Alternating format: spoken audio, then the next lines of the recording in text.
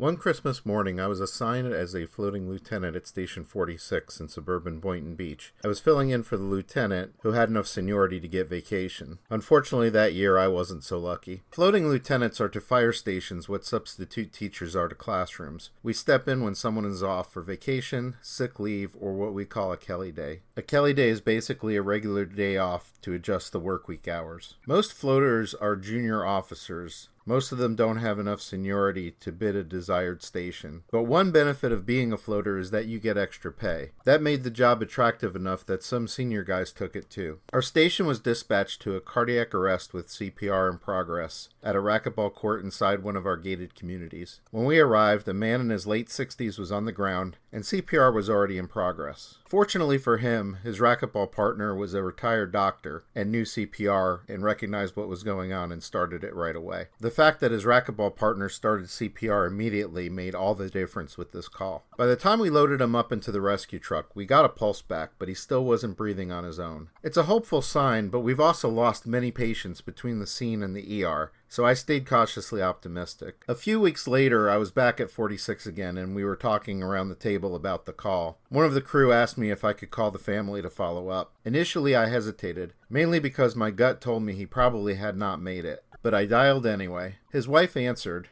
and I started with, "Hi, my name is Craig. I was in charge of the crew that responded to your husband a few weeks ago, and I was just calling to see if he was..." And then she cut me off. She said, "Oh, yes, he's right here. Do you want to talk to him?"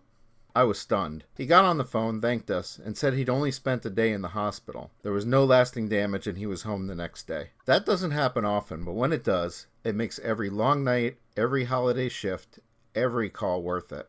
And early CPR really does save lives. Read the full story and more adventures in Saved by Seconds, now on Amazon KDP.